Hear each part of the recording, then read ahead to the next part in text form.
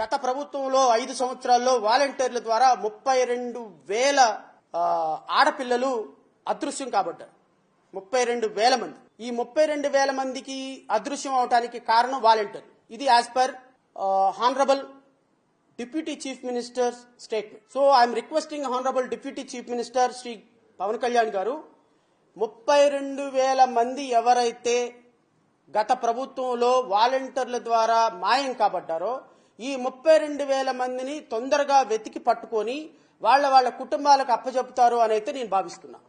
ఎందుకంటే home minister కూడా, central home minister కూడా కాన్ఫిడెన్షియల్ గా మీతో చెప్పినటువంటి అంశాలు ఇప్పుడు గౌరవ హోమ్ మినిస్టర్ కూడా మీ ప్రభుత్వంలోనే ఉన్నారు కాబట్టి, కేంద్రంలో మీ ప్రభుత్వమే అధికారంలో ఉంది కాబట్టి ఈ 32,000 మందిని వీలైనంత తొందరగా అప్పజెప్పి వాళ్ళ కుటుంబాలకు ఇవ్వగలిగితే హానరబుల్ డిప్యూటీ చీఫ్ మినిస్టర్ గా మీ యొక్క గౌరవం అత్యున్నతంగా పెరుగుతుంది.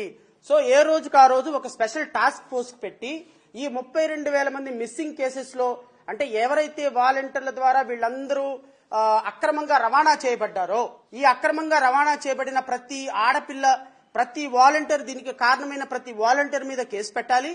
అట్ ది సేమ్ టైం ప్రతి బిడ్డని కూడా ఆ కుటుంబానికి అప్పచెప్పాలి.